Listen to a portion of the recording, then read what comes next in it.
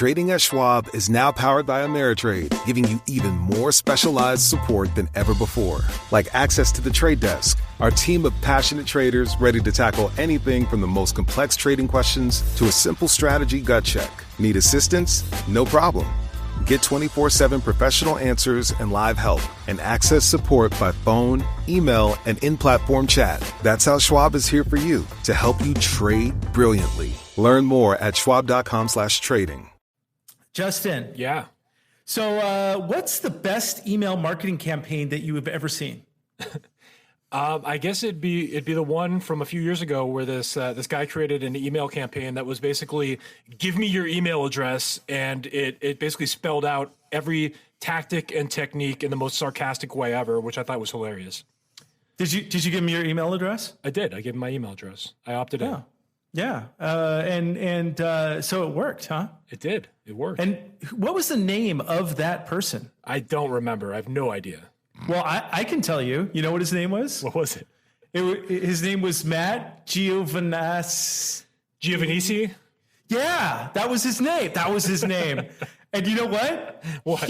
He's our guest tonight. Ladies and gentlemen, I'm Andros Sturgeon. And I'm Justin Womack. And we are the Marketing Geeks. Marketing Geeks. This episode is brought to you by Indeed. Stop waiting around for the perfect candidate. Instead, use Indeed sponsored jobs to find the right people with the right skills fast. It's a simple way to make sure your listing is the first candidates see. According to Indeed data, sponsored jobs have 4 times more applicants than non-sponsored jobs. So go build your dream team today with Indeed. Get a $75 sponsored job credit at Indeed.com/podcast. Terms and conditions apply. Marvel Television's Wonder Man, an 8-episode series, now streaming on Disney+. A superhero remake, not exactly what we'd expect from an Oscar-winning director. Action! Simon Williams, audition for Wonder Man. I'm gonna need you to sign this, assuming you don't have superpowers. I'll never work again if anyone found out. My lips are sealed. Marvel Television's Wonder Man. All 8 episodes now streaming, only on Disney+.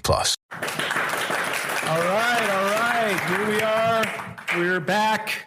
And our guest tonight is the founder of MoneyLab.co and GetLasso.com. It's an affiliate marketing tool for WordPress, and he's just like a funny guy. He does affiliate marketing. He has a podcast. He's basically like us, but better at it. Yeah. And ladies and gentlemen, Matt Giovanisci. Thanks. Thank you. Wait, is that a sound effect of that applause, or is those really? No, that's our live. That's a live studio audience over at Andros's house. That's our 7 listeners. This whole time I'm thinking it's just the 3 of us. I told you some really dark secrets, and yet there's an entire room of people going like, Jesus Christ. Well, one guy was masturbating while you were talking, so I could hear that. I could hear it, and it was all right. I was okay with it. Good technique. Welcome to the Marketing Geeks. Just so you know, I'm notorious for messing up the last name of just about every guest we've ever had. Well, you and everybody else who tries to pronounce my last name. Did I say it right? Is that even right? Giovanisci? You did say yes. Okay. Giovanisci. You know what? There's so many different ways to pronounce it that I've stuck with Giovanisci as the way that I would like to pronounce it, because it's, I guess, but there's other more accurate ways to say it. But is that Italian? I mean, what are we talking about? It is very, it seems very Italian. Yeah, very Italian. That's pretty Italian. Yeah, so why don't you tell us a little bit about, for our 7 listeners who don't know who you are, why don't you tell us a little bit about who you are? That's a great question. That isn't a question. I am a guy who started a website back in 2004-ish called swimuniversity.com. It's a website where I teach people how to take care of their pools and hot tubs, because I grew up in the pool industry for my whole life, for the most part. And not that my parents owned a pool company or anything, but I just, I was a summer job when I was like a kid, like 13 years old. And I started this website to teach people the same thing that I was teaching them in person as a 13-year-old boy. And I ended up turning it into a business. And it makes money with affiliate marketing thingies, specifically Amazon Associates program. And I sell courses on how to take care of your pool and hot tub. So that's the first thing. Did that start off as like a blog then? Like what did you, were you just given written content and then you created video content, or like how did that look in the beginning and what does it look like now? Yeah. So it was just me. I was mostly a developer. I was a website designer developer. That's like how it really started. And I'm like, I'm going to build this site where I'm going to, do articles and stuff. Turns out I had failed. I didn't go to college. I failed every English class in high school. I am not a good writer by any means. And so I just realized that I had started this website and I didn't have any content. And I'm just like, well, I have to write now and I hate writing. So I ended up being just like a writer for most of my, the upbringing of Swim University. And then it became video. Then I started adding video content and graphics because I'm a graphic designer as well as a website designer. Started doing video content. And then that's when things really started to take off. And so if I was going to dig up your high school English teacher and tell them that you basically write for a living now, what's the reaction going to be like? I mean, they're going to freak out. There's two English teachers that I had where I took creative writing and they'd be like, yeah, no shit, he does that. But then all of my composition English teachers would be shocked. Yes. Although I would be surprised if they remembered me, to be honest with you. Cause that's true too. They want to forget me as fast as humanly possible. I was a class clown. So if I just did whenever we had to do writing projects, I would just do creative writing and then fail at it. Well, the good news for copywriting, and I guess blogs are kind of similar, is that you're writing conversationally. So right. It's a very different skill set than writing Shakespeare essays and writing book reports and things like that. So that's the good news. I will tell you that was probably the thing that saved me the most, is the fact that I wasn't formally educated. I didn't pay attention to English. And so the only way I know how to write is the way that I talk, because it was just the easiest way for me to get things on paper. And I know how to type, so I don't know. And I was literally just teaching people. I had so much, so much time in front of people who owned pools, teaching them how to do it. And I just recorded that. I just wrote that down, and that became the website. And in the very early stages, I was definitely interested in affiliate marketing, so I was learning a lot about that. I was doing advertising, the AdSense and stuff like that, and selling my own ads. And then it wasn't until way later when it was growing that I decided to build my first product, which was an ebook on how to take care of your hot tub. And that didn't do very well in the beginning. But then as I lowered the price and got the right price that worked for my audience, it started selling. And then created a hot tub created a pool version, and then moved up into courses and video stuff. And then I started a whole bunch of other businesses at the time, because I couldn't. I'm one of those people, I guess anybody who's an entrepreneur is shiny object syndrome, right? So it's I'm doing this one pool thing, and that's fine, but it's so fucking boring when you're talking about algae every other day. So you're I need to do something else. Now, did you do referral marketing for or affiliate marketing for hot tubs or something like that? Where you can actually get high end products and maybe make a decent commission off those, single commissions? No, okay. No, because all of my content was geared towards people who already own those type of things. So I did really no one was coming to my website to learn about pool algae if they didn't own a pool or. And what's it been like with Amazon? Because Amazon keeps changing the way that they pay out their affiliates. What's that experience been like as they how you've adapted to the way that they used to pay out a pretty generous commission, and then it just keeps dropping, and they add new restrictions at different categories, and it just keeps changing constantly.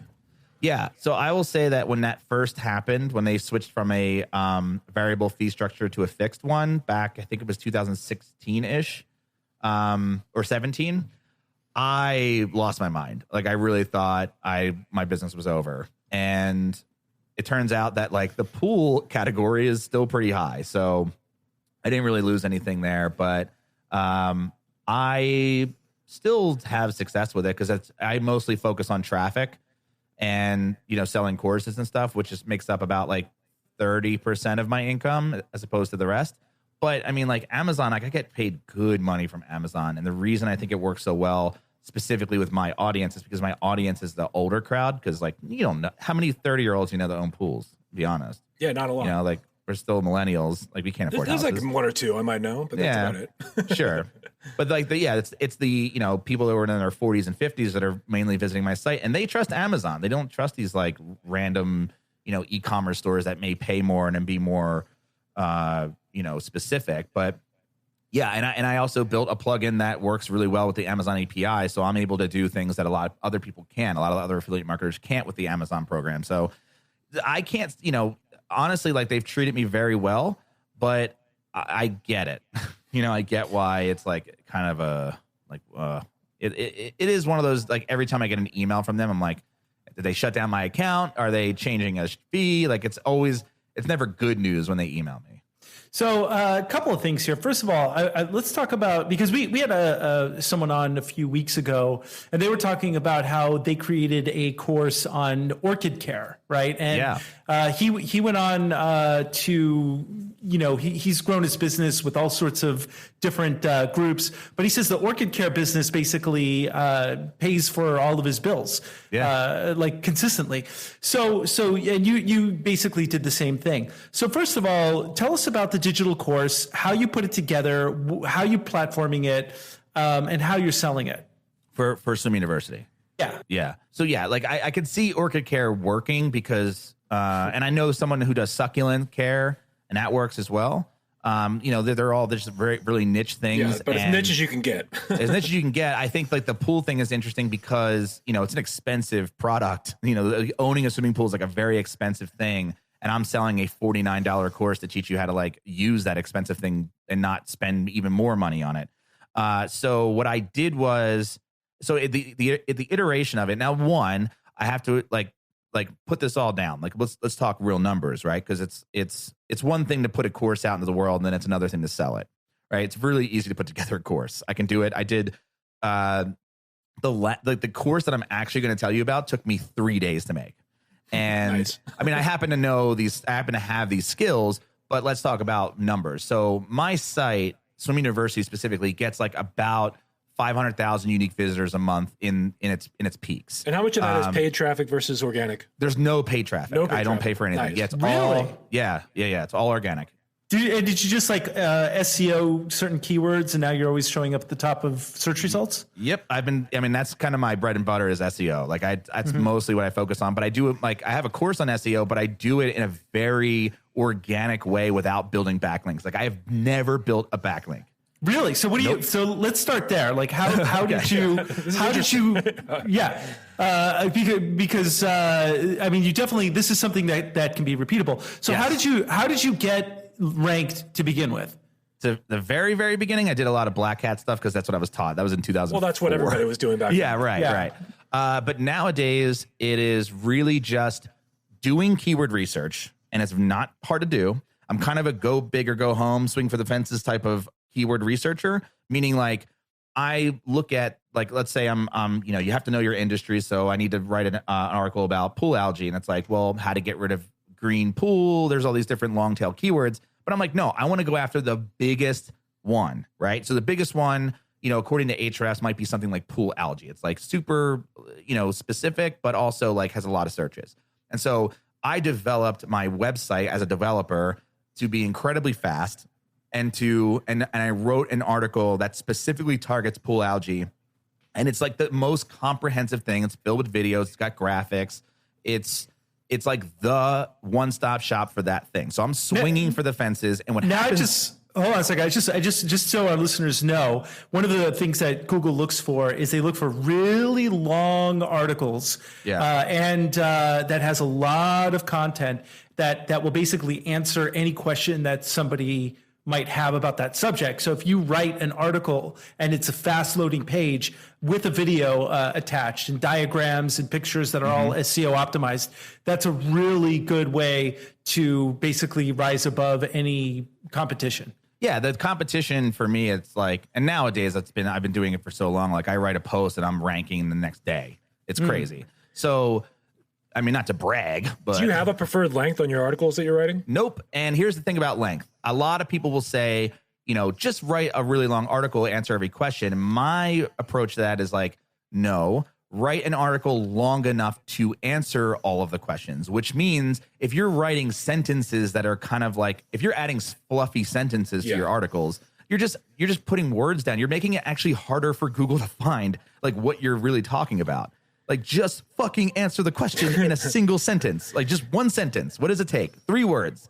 Well, it does seem like Google is like completely moving in the white hat direction. Like, everything is now about user intent. So if somebody's searching and you're answering the questions, then you're going to show up better than somebody that's fluffing and doing all the other crap. So just think of it this way. They're using AI.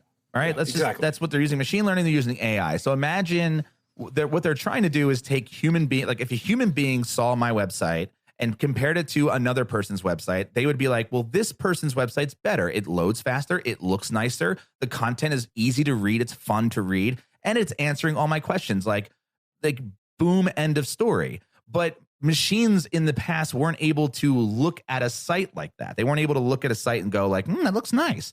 But now they can, like, the machines can do that. They're starting to profile pages instead of thinking of like, oh, how many times did you add that keyword? Who gives a shit? Is it fun to read?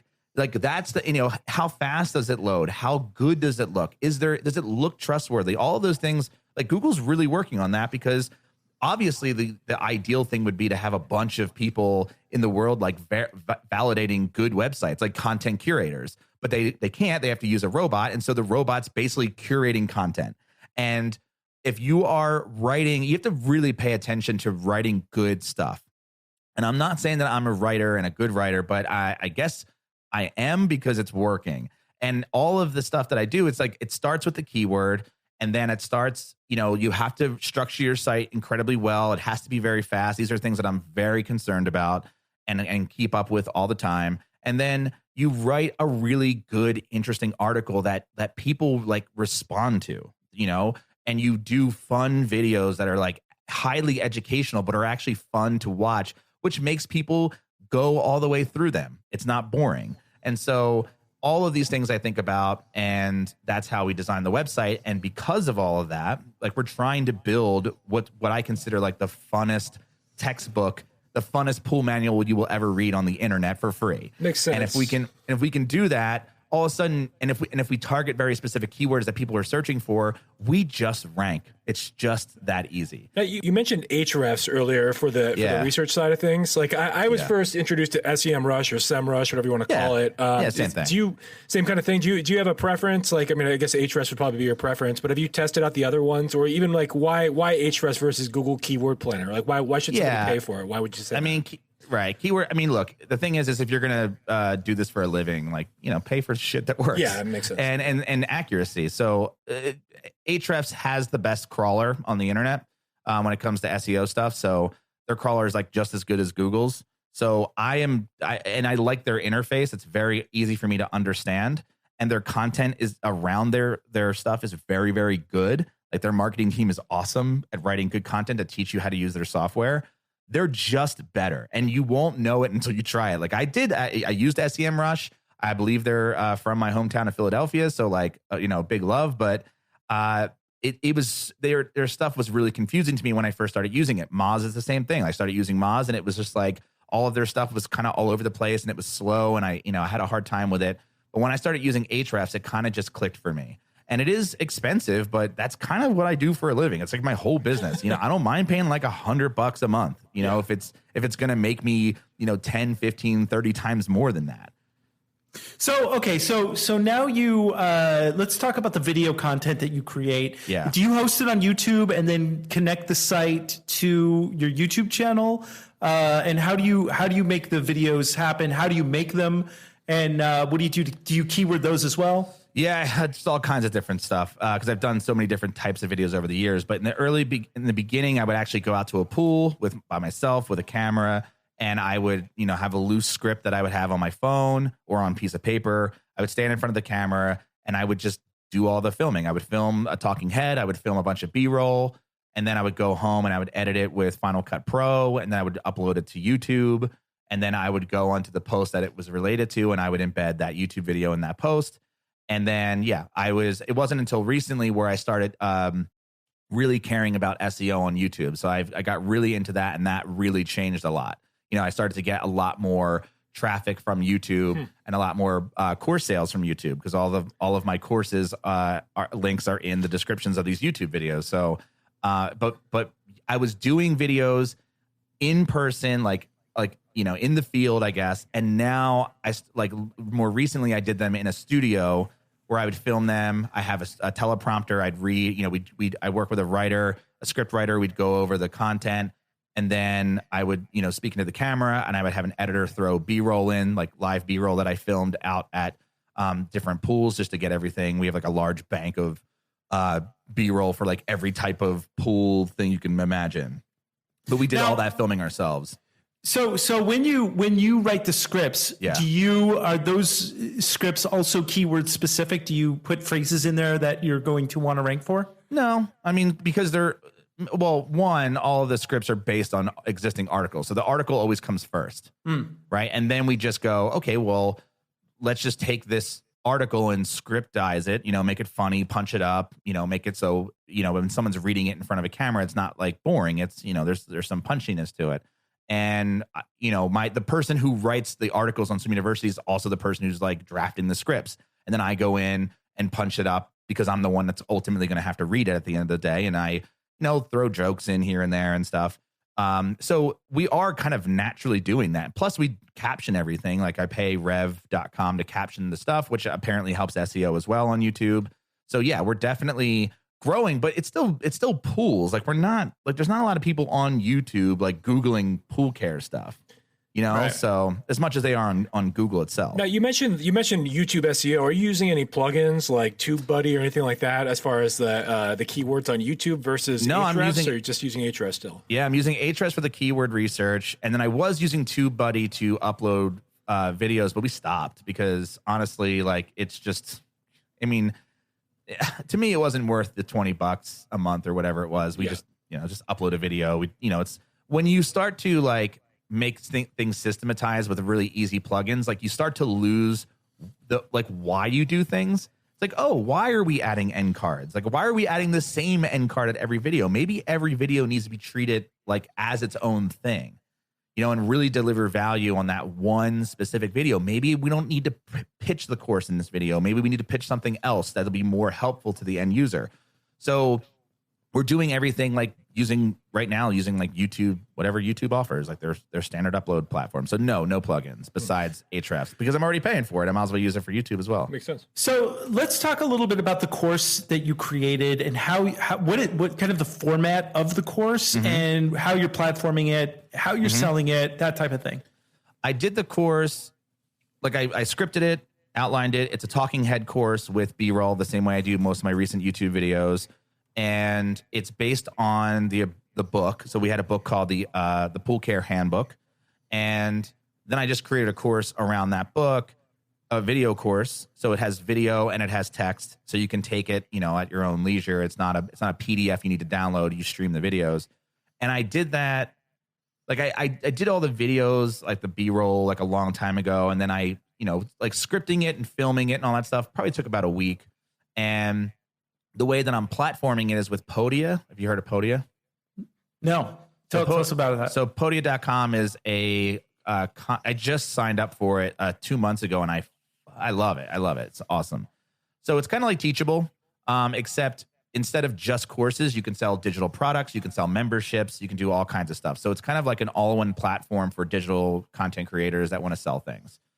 And it's inexpensive. It's cheaper than anything I've seen out there. The interface is better than anything I've seen out there, and it integrates really well with my website. And I don't have to host everything myself. I don't have to pay for like Wistia for hosting videos. It's all kind of like wrapped up in this wrapped up in Podia. It's awesome. It even has email marketing and stuff. So that's how I just recently moved to that at the beginning of September. So it's been 2.5 months, and like sales increased because they're the ones controlling the shopping cart, and they're the ones like, it's fast. You could do upsells. Like it's just working better. It's just like way easier for people to understand instead of me building my own thing and, having to, update it all the time. So at Swim University, like how does your income break down right now? Like your affiliate marketing versus course sales? Like how consistently are you selling the course? Was that something that was like heavy on launch or are you consistently selling them every single month? I'm kind of curious. Yeah. Yeah. So because my business is seasonal, it's kind of lopsided, right? In like May, June, and July is like, I'm getting 1 million people visiting the site per month, and we're selling. I mean, we were doing like close to, I think in June this year we did 75,000, and that was a 70% affiliates, 30% course sales. And so counter that to October. So October, pool season's over for the most part. Hot tub season's kind of getting up and running. I sold about $6,000 worth in courses in October. So you're definitely seeing, it's a huge drop, but it's still consistent. It's just consistent per year, right? Instead of per month. It's not like every month I'm selling $10,000. It's like, no, I might sell like 20,000 in June and then 5,000 in October, but every year that's consistent. And what's the price point on the course? $49 for each. So I have a course for, it's a course book combination for both pools and hot tubs. So each one is $49. So if you owned a pool and a hot tub, you'd be spending $49 twice. So, and the affiliate program you're putting through Podia as well, right? No, the affiliate program is Amazon Associates, and it's all through WordPress. And I built a plugin called Lasso, or if you want to go to it's getlasso.co, and that's where all of our affiliate links are. They're managed through this WordPress plugin, and it's all connected to the Amazon API. I mean, you can use it. I mean, I have multiple affiliate programs. I don't just use Amazon. I use Impact Radius for a couple of other smaller things. So Lasso kind of takes care of all of that. And then the website, I built the website. It's hosted on WordPress. And then we use Lasso to manage all the affiliate links. And then we do all the tracking with Google Analytics. Now, I know you have a bit of an audience because you have a podcast. You have a lot of organic traffic. Have you ever thought about, or maybe you do this already, an affiliate program for your audience to promote your courses, and then you pay commissions to them too? Have you done anything with that? at Swim University, but at MoneyLab, yes. But Swim University, it's weird because like they're just people who own pools. Yeah, like, it's not really a marketing community. I get it. Yeah. Right. But I actually didn't have, people have asked, because I do have like some pool companies will be like, hey, we'll promote your book if you'll give us a kickback. And I'm like, okay. Like, I mean, how many people are you really going to promote the book to, and how are you going to track it? Because it's, you might be in a store or something. Yeah. So it is something I can offer because it's actually built into Podia. It's like they have their own affiliate program as well. So I do it at MoneyLab because MoneyLab's also on Podia. So I don't have a way to segment my audience to see if they own a pool company or not, unless I just check their email address and see if they're using like John at poolisawesome.com. It's like, okay, he probably owns like a pool website. So one thing I'm curious about is, how does Amazon tie into affiliate program? Like, how is it like through? That's what I don't understand. Like, if you're selling stuff through Podia, how does Amazon tie into all of that? So they're separate. So Podia is just the course platform. That's like the sales platform for my own products, my own digital products. So like within a post, I might be talking about, again, we'll just use pool algae, for example. I'll be saying like, here's how to get rid of pool algae. By the way, I have a course on like how to take care of your pool's soup to nuts, like the ultimate pool manual. It's $49. You click that button, you go to a sales page. It breaks down everything that you're gonna learn, and then the whole course. And then you press buy and you pay $49, and now you have this course that's directly from me. So I make all of that money. With affiliate marketing, on the same post, pool algae post, I might recommend an algicide. I might recommend a bag of shock or whatever, some sort of chemical. And so on that page, using Lasso, I'll be able to put a box in that's like, hey, we're talking about, getting rid of algae using shock. Here's the shock we recommend. Within Lasso, I can find that specific product through Amazon and then put like this little breakout box in there with the price. It's a button that says buy now on Amazon. They click the button, opens up in a new window. They go to Amazon, they buy, and I earn a commission. That's awesome. Yeah. So that's like the two big revenue streams at Swim University are just like my course sales and my digital product sales and affiliate, like recommended, products that I personally have used throughout my career. And to say like, hey, I recommend this pool cleaner. I recommend this chemical to do this job. Now, I just want to point out to our 7 listeners that, I believe that every single person has some area of expertise no matter what it might be. And you can monetize it if you can niche it down with your, if you have some sort of hobby, if you have some sort of, thing that you want to do. Starting a business is not that hard to do nowadays. And creating some sort of mechanism like this, obviously you can do that. Now you teach people how to do this, right? Yeah, I do. Yeah. So explain that a little bit and how. The way that I started that was, so I was doing Swim University for a long time. I started another site called Roasty Coffee, which was basically like a carbon copy of Swim University, but for the coffee industry, and was able to build that up into learned everything I learned at Swim University. Because Swim University, did you have a course for Roasty Coffee? Was there a digital course? I did, yeah. Really? I did. Yeah, I can tell you I made that too, because that's a fun one. But so I started Swim University 2004. It really didn't start paying off for me until 2012. Okay. Because I was really just part-time doing it here and there, and I was kind of procrastinating and all that kind of shit.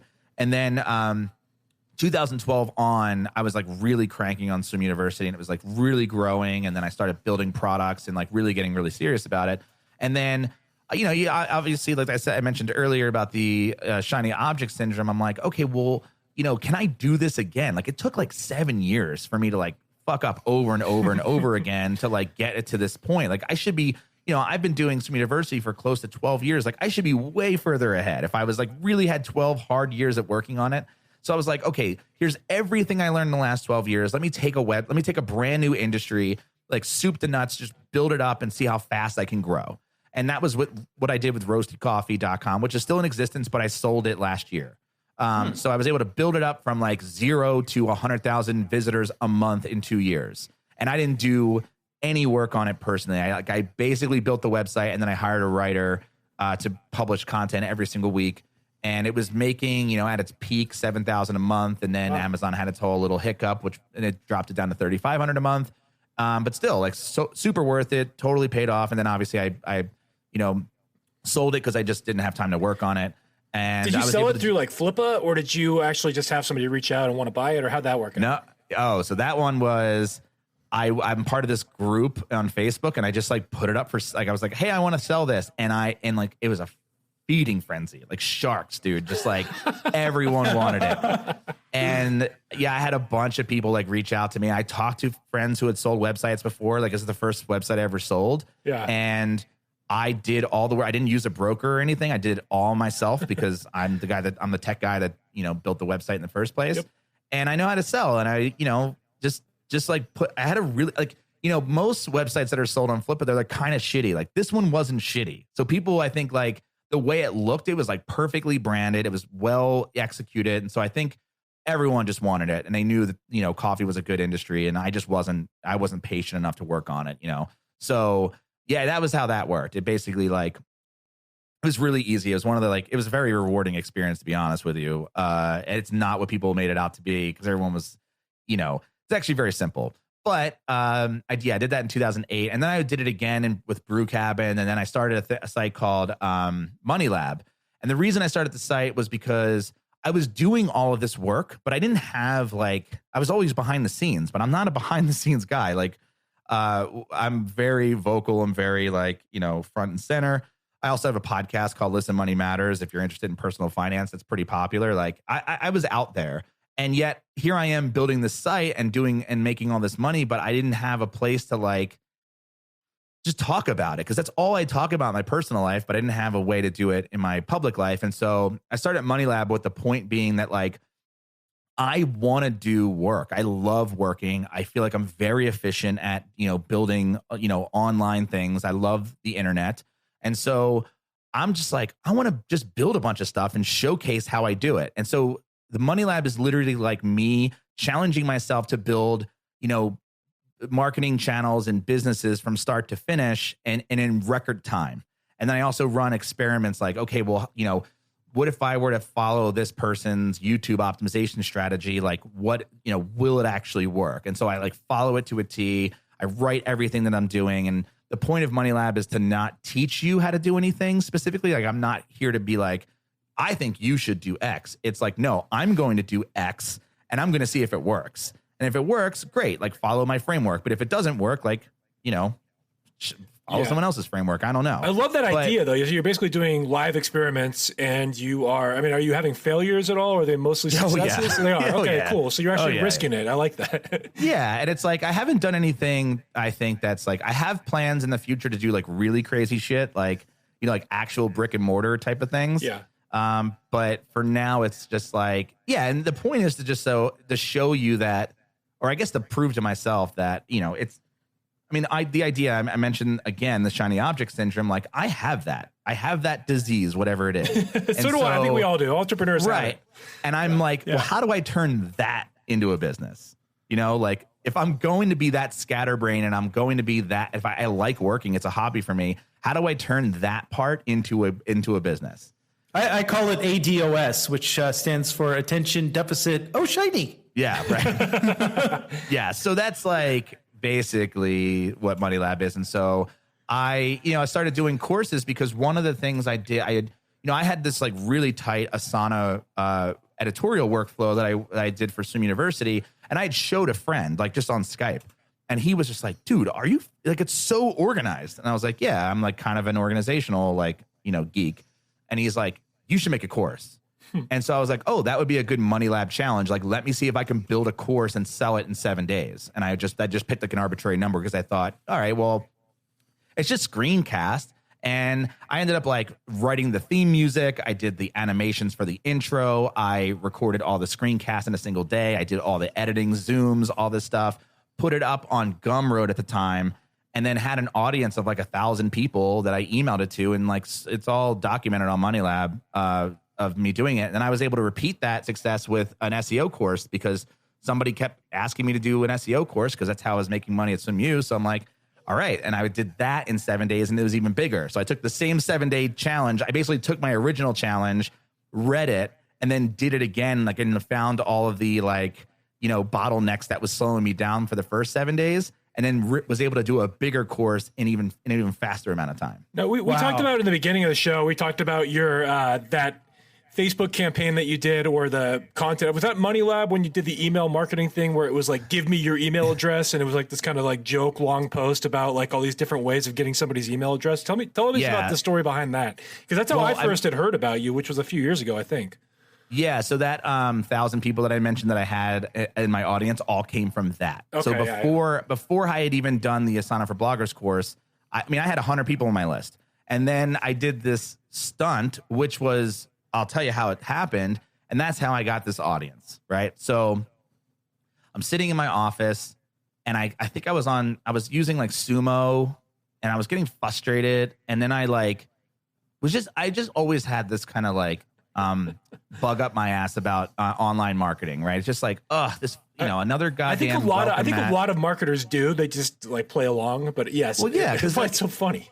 It's it's like a pop up. It's like, oh fuck pop ups. We all don't want to do pop ups, and then when they work, we're like, well, all right, well, not on my site, but on this site, I'll do pop ups. The exit pop up or those things. Yeah, the exit in 10 pop up, the smart bar at the top, the friggin' welcome mat, just like all of the slide in box, like this converts at X% and this is so much better. It's like, they all fucking suck. I hate them all. They're awful. Right. So I'm all angry. I'm all like fired up. I'm sitting on my computer and I write this like article in my MoneyLab WordPress. That's like, and I literally like word for word, I was like, give me your fucking email address.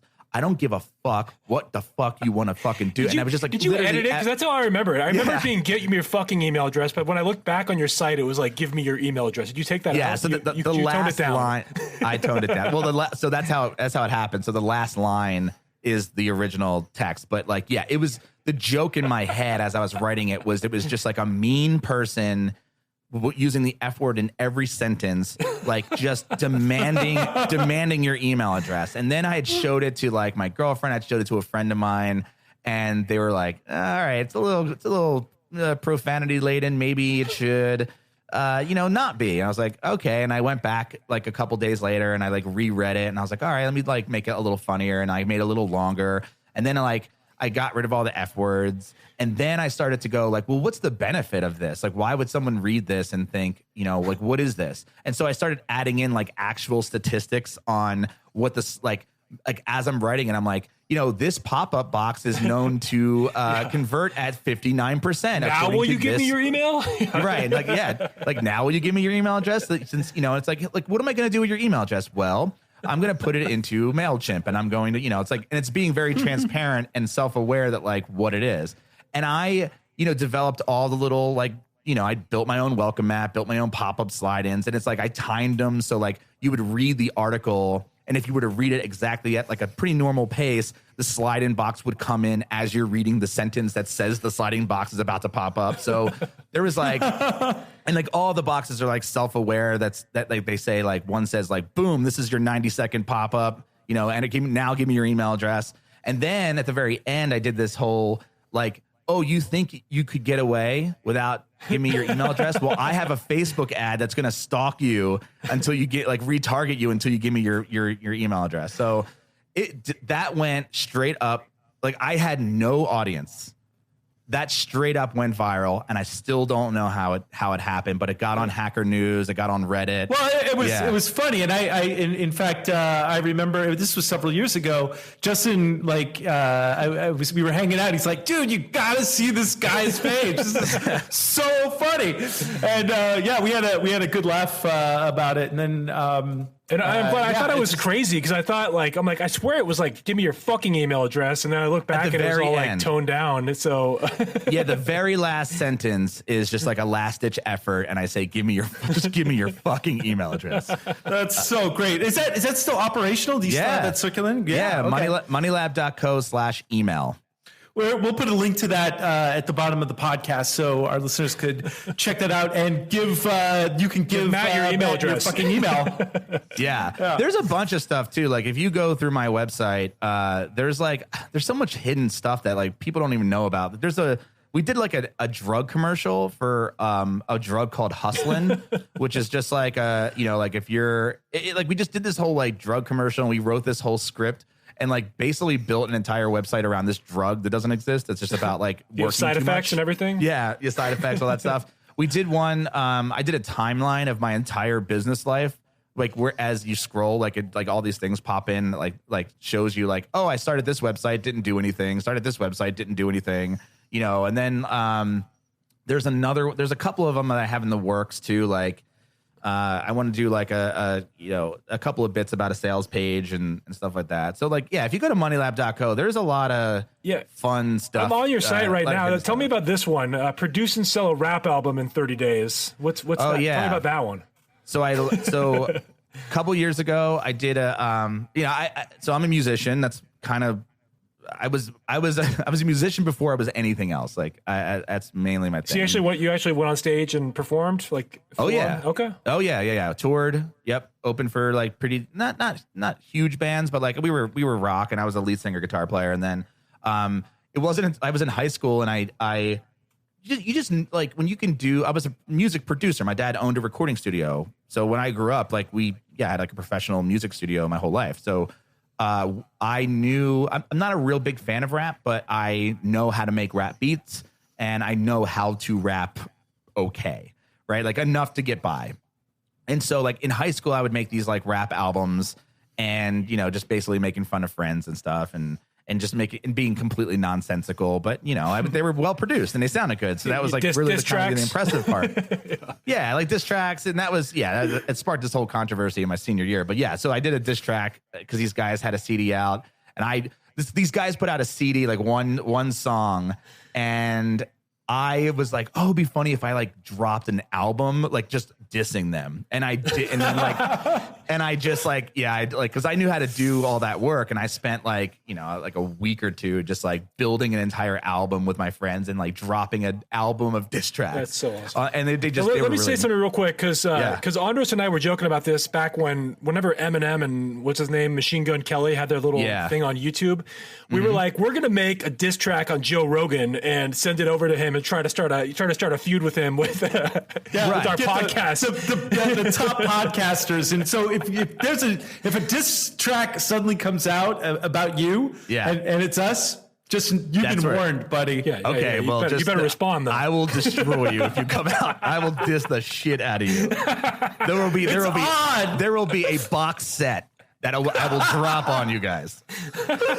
So yeah, I did. So I had this idea, like I really wanted to do like a new album, but I didn't because I had done albums when I was younger and stuff. And I was like, what can I do? And I was like, I'm going to do a rap album, but I'm going to try to do it in 30 days. And so what would it take to do that? And it was like, okay, well, and if you read the article, I laid out exactly my thought process and how I broke it down in Asana. And I mean, I literally wrote all the music. I wrote the beats. Like, it wasn't like I purchased beats from anybody. I wrote that shit in Logic. I had some like old tracks that I had reused and remixed that were mine as well. And then like wrote all the lyrics. I actually got super stoned and wrote all the lyrics because I'm not a stoner, but like I live in Colorado. Do all that. Yeah, I live in Colorado, so it's legal. And I was like, you know what? I need some kind of like, herbal motivation. Yeah, yeah. Didn't they just legalize mushrooms in Denver? Didn't they just legalize? Yeah, or they decriminalized it, I believe. Yeah, decriminalized. Yeah, well, same thing. So yeah, I wrote all the lyrics. Recorded everything in my office on this microphone that you're hearing me on right now. Hopefully, if it's hooked up correctly. What are you on? What microphone are you on? I'm on an SM7B. Okay, is that a Shure? It's a Shure. Yeah. Yeah. Okay. I got two of them attached to my desk. Actually, if you're on my content page, MoneyLab.co/content, you'll see a picture of me that says how I record a podcast that sounds insanely professional, and it kind of has a very specific look to it. Oh yeah, I see. Doing the. And let me guess, there's an affiliate link to go buy that microphone. No, it's got a very specific look, as in like they're like microphones have a certain shape, Andros. Yeah. Mm-hmm. Oh. Yeah. And that's how it's attached, but that's actually how it's attached to my desk. They're just coming off my either side of my desk. Anyway, so yeah, I actually did a rap album. I paid a couple of artists to do like vocal tracks on some of the songs that I wrote the tracks. They recorded them, sent them to me. I had some rappers do some stuff. So there's some featured artist on the album. Put it all together. Created a sales page for it, custom in WordPress. I built the whole PDF CD jacket thing. I made T-shirts, and I didn't make really any money from it, but it did sell. It did sell, and I was selling the album. It's a good skill set, though, because I have heard, because you have your own podcast now, MoneyLab, right? I have money, yeah. But before that, I still have a podcast called Listen Money Matters, which is really popular.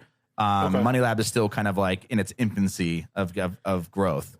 I haven't listened to Money Matters. What's it called? Sorry. Yeah, it's called Listen Money. It's called Listen Money Matters, the personal finance podcast. I've been doing that since 2014.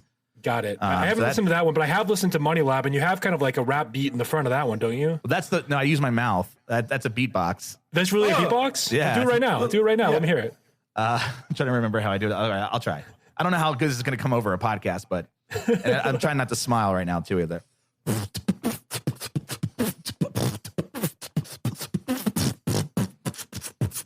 Okay, there you go. Nice. Yeah. I love it. That is awesome. Yeah. Yeah, so then thank you, 7 people. I did, if you listen to that, I just layered I did horn section, I did a bass line, I did the beatbox, and so that the intro to that podcast is all me. my That's mouth. Awesome. It's all my mouth. That is so awesome. Yeah. So what? I mean, obviously you've got a lot of things. It sounds like you're the type of person that you come up with an idea and you're just like, fuck it, I'm going to do this. So what's do you have a bigger vision of what you're going to do next? Oh, that's a great question. I think right now what I'm working on is sort of cleaning up my house, right? I'm updating Asana for bloggers currently.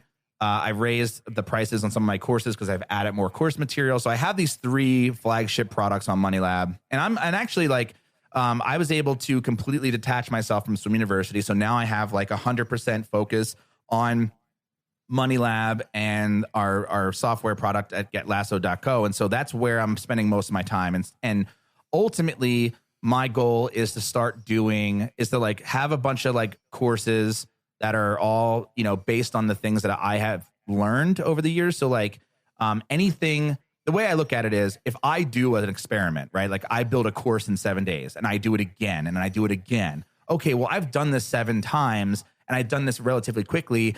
I can put together a course on how to do it in 7 days, and I will put that. So everything I do becomes a product byproduct, right? Or I guess a byproduct is a product. It's a byproduct. So no, are those like 12-hour days then? I mean, that's got to take a long time, because even if you're doing it in 7 days, it's still a lot of filming. It's a lot of content. So it is. I am not a workaholic by any means. I take off the weekends. Like after this call, I'm probably going to go out drinking. I'm not like I wouldn't consider myself a workaholic, but I am. It's weird. I have this like I mean, I don't have kids, so there's that.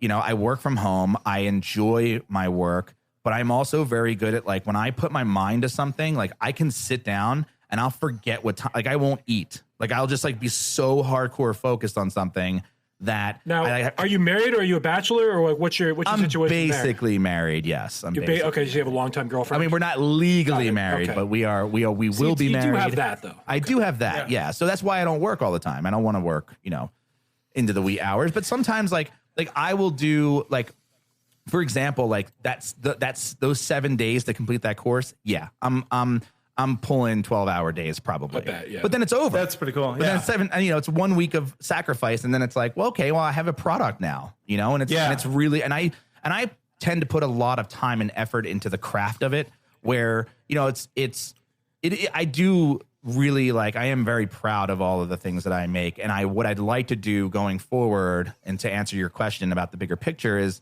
like, once I have those things up, I really want to start doing the things that you guys found me through, which is like the affiliate or the email thing, like really creative stuff that, you know, I enjoy doing, and it takes a lot of my time, but it's like, it's so rewarding. Like that rap album is one of the most rewarding things I've ever done. Like I am proud to say that, like, yes, I wrote a rap album in 30 days. And if you listen to it, you know, some people who would say like, oh, I do rap too. I make a rap song. I'm like, oh God, I don't want to hear it. Like, it's going to be awful. And then like people hear it and they're like, well, wow, this is weirdly not terrible. I'm like, I know. I took my time with it. Like I know what I'm doing. So it wasn't like I was just like, I've never made a rap album before, so therefore I'm going to try it. It's like, no, I've done it like 7 or 8 times. So I'm just like, it's a matter of like just taking. And you have a musician background. That kind of helps too.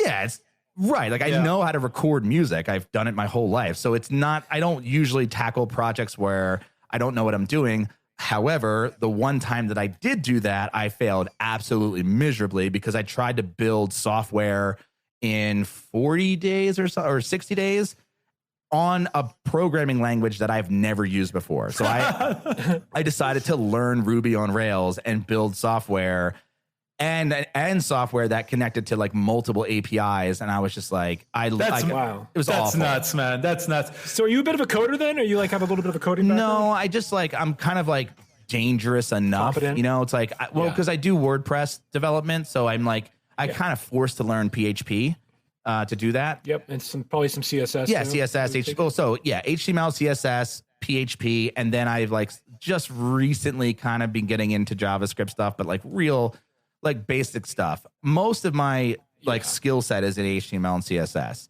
PHP, I'm dangerous, you know, like JavaScript, I'm dangerous, but for the most part, it's you know, just the basic design elements. Now, we seeded your program here, Lasso, quite a bit. GetLasso.co, Lasso, the plugin. Can you just kind of tell us about that? Because we want to be able to give you the opportunity to plug it. And tell us what they're getting with the Lasso plugin that's different than just like putting your Amazon affiliate links manually. And also, did you build that yourself, or was that something that you pulled in some other coders to help you with? Okay, so the lineage of Lasso started with the first edition of it. I built it myself. So again, like I said, I'm a dangerous enough, and I built it specifically for Swim University, and it wasn't even a plugin. I literally hard coded this thing into WordPress, and what it allowed me to do was put a short code that said like bracket Amazon ID equals whatever the Amazon product ID was, bracket. And then when you load the page, it would go to Amazon's API, grab the product image and price and description and all this stuff I could get from the API, and build an HTML box, like a breakout box that would show the title and the product image and the price, and then a buy now on Amazon button, and it would work. And then I ended up taking that and putting it into a plugin where I could manage those links a little bit better and have like my own settings and stuff. But it was still just for me. And then I ended up teaming up with a developer like 2 years ago. I think it was 2 years ago, not this past year, the year before, I think. No, 2 years ago. And he took my code, my like PHP code, and like turned it into like a legit better plugin. But it basically did the same exact stuff that my plugin did, just with a couple more features. And then I bought him out, so I owned it. That product was called Earnest, so it was EARNIST. So because you earn money and it's software, clever. And I did that. And then when I got back on Listen Money Matters, because I had taken a hiatus from that for a while, my friend was working on a similar plugin. And so we decided to take a lot of the stuff that I had developed with Ernest and a lot of the stuff that he was developing with Lasso and combine them. And that became Lasso. So what it basically is, it's an affiliate link manager for WordPress that allows you to create beautiful affiliate link display boxes that give you higher affiliate link conversions. And is that like a one-time thing? Is that a monthly or yearly? Yeah, it's a monthly subscription because there's a cloud component to it, and there's a we have like Space Cadet plans to make it so that like there's a bunch of reporting that can be done. It can all be done within the plugin. And that's pretty new too, right? Like you just launched this year, is that right? We launched it this year. Yep. We've been working on it. Well, I've been working on Earnest for like 4 years. And then, we teamed up and he has been working on his plugin for like a year and a half. And so, yeah, it's like 4 years in the making, and it's still like, it works like incredibly well. It's on all our sites, and we do have customers. We would obviously love some more customers because we're building out features that like the goal is, have you ever heard of a site called Wirecutter? No. So Wirecutter is like the biggest affiliate marketing site on the planet. It is owned by the New York Times, and they basically just like review tech products and stuff. And if you ever go on their website and you see like they have these nice, visual boxes on like a pair of headphones, and they have like rating, like this is rated 5 stars from Wirecutter. Here's the descriptions. Here's the pros and cons. Here's the price. You click a button. It's like all of those like nicely designed pieces we're going to be able to do, and we can currently do with Lasso. So the goal is to like not just have your like. Right now, Lasso knows where all your affiliate links are. And so like if you have a page that you have an affiliate link, like the Shure microphone that I mentioned, right? I know where that is on my website. Like I can go to that microphone, click a little drop down, and see every single page that's on. And if I've mentioned the word microphone somewhere, I can just automatically link that right from within Lasso and not have to go into each individual post to do affiliate link management. And it also checks for broken links. It checks for, products, if products are like not available anymore, especially with Amazon, anything that has an API. So right now we're just working with the Amazon API, but you can use any affiliate program if you just do it like yourself. You can use it. You can add your own custom links, or you can connect to or you can connect to the Amazon affiliate program directly. And we're going to be adding in more programs like Impact Radius and so forth. Man, you got. There's a lot going on. But I'm definitely going to listen to your podcast. Check out MoneyLab. It sounds like there's a lot that we can glean from you. What else? I have one last question before you go into that, Andros. On your sites, are you custom coding these sites? Are you using a plugin? Nope. Like, you're custom coding? Custom coded from the ground up. I'm currently. This is kind of like an exclusive. Or I meant a theme when I said plugin. Yeah, I know. Yeah, so I code my own themes. I'm currently working on a very lightweight theme that will be available in my courses. So a lot of my courses talk about, like I have an SEO course called SEO for Bloggers and an affiliate marketing video course. Both of those talk about site structure, and everyone keeps asking me like, what theme do you use? What theme do you use? What theme do you use? And I'm like, I coded it myself. I keep giving the answer like I coded it myself. Will you share that theme with me? No, because then you won't understand how to do it. Like it's completely custom. And the funny thing is that it's actually no one is in the room. You're just like having this conversation. The flying, the visible elves in your head. Right. I mean, the walls are padded. It's nice, but yeah, I'm having this like weird conversation with myself. But I am developing a super lightweight plugin that will be available in the courses. You'll have to know some CSS code, and some HTML to do it, but everything will be commented out, so you'll know exactly what to change and exactly what not to change. So I'm currently working on that. It's called Carbonate. It's a theme for WordPress that is built for speed and comfort. So.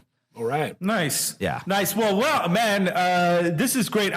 We would love to have you back on the show. Will you come back on if we ask you in front of our 7 listeners? Yes, 100%. Good. Oh, right on. It'll be a while. Nice. We'll give you some time too. We'll have you back in 6 months or a year, and we'll have our diss track out to go out there before that. Wonderful. So here on Marketing Geeks, we always like to talk about what we are currently geeky about, and it doesn't have to be marketing related, or it could be just like a movie, a book, a TV show, hobby. What are you most geeky about right at this moment? Homebrewing.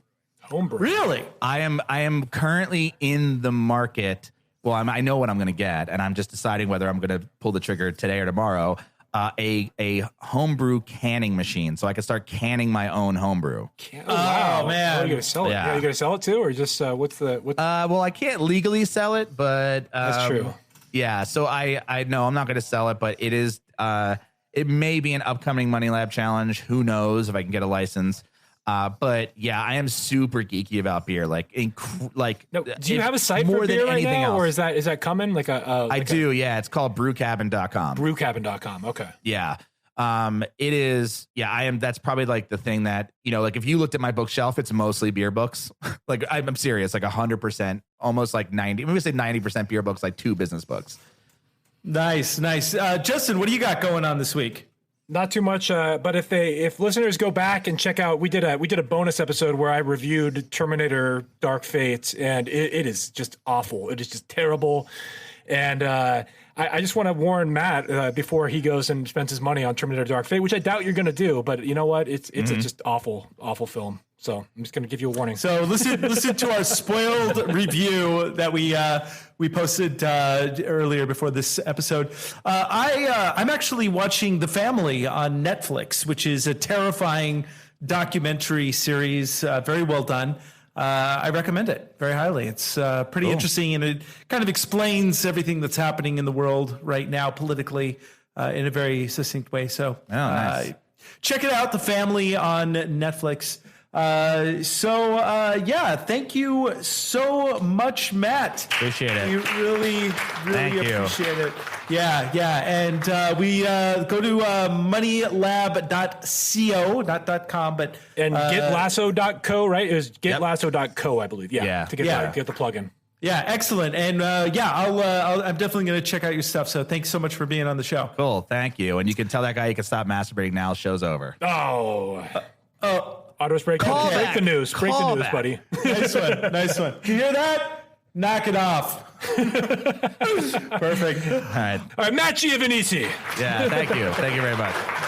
All right. Matt Giovanisci. That was a good one. That was fun. That was a fun interview. Oh, man, that was a great interview. I learned a lot. I love when I learn a lot because usually I know a lot.